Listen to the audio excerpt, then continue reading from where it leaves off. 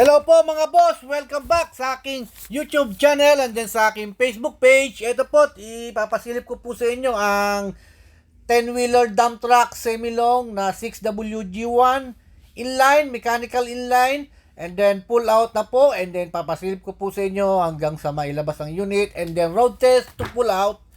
Ito po, road test po ni Vincent, ang kanyang pamangkin po ni Sir Jelly Continedo ng Bacolod po ito, Bacolod. At gagamitin po pantubo sa Bacolod. Ito may kasama siya, isa kasama niya sa biyahe. Ito po si Bossing at road test niya ang unit, and then siyempre sinamahan natin siya mag road test. Dinala natin siya doon sa malayo ang aming pinag-road testan hanggang sa may airport. Pumunta pa kami ng airport, lumabas pa kami rito sa yarda para lang sa road test, para mahabang road test. And then, finally po, at nagpapasalamat po ako kay Jelly Continedo ng Bacolod po At maraming salamat po sa tiwala kay Subic Truck TV. At ito po, ang dump truck po ninyo papunta na po sa inyong probinsya. And then, marami po, lahat po ng mga pull out po natin ngayon is unti-unti na natin pinalalabas bago matapos ang December at may matitira nga lang 2. At by January na. And then ito, nagpahinga muna rito pagtapos mag-road test. Nag-picture taking yung driver tsaka yung kasama niya. Ayun Nag-picture taking muna sa tabing dagat sa may airport. Dito kami nag-road test para medyo mahaba-haba. And then sa road test naman, okay naman. So far, so good ang aming road test.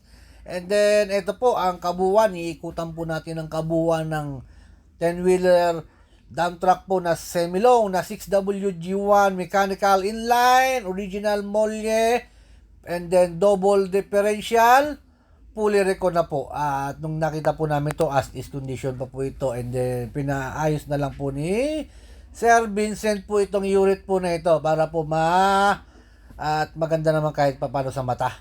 Ito na po ang unit po ni Sir Jelly Continedo ng Bacolod City. Ito na po ang unit po ninyo. Maraming salamat sa pagtitiwala kay Subic Truck TV. Hanggang sa pull out, hanggang sa maiatid natin ito sa Tipo Tollgate Sinamahan natin to para naman ma-guide natin ng maayos sila bossing. Para naman po hindi sila madala. And then hanggang sa gasolinahan, ayan, kita nyo naman talaga naman ginaid natin sila ng maayos dito. Hanggang sa makalabas ng Subic. Sa mga gusto pong magpa-guide sa kay Subic Truck TV, tawag-tawag lang po kayo sa akin Ito pong unit na ito is bihira na po ito. Wala na po ako nakikitang 6WG1 na mechanical inline. Baka siguro naligaw lang po ito. Puro CRDI na po ang mga nakikita natin Ito na po, at silipin natin yung loob. Papasilip ko rin po sa inyo yung loob.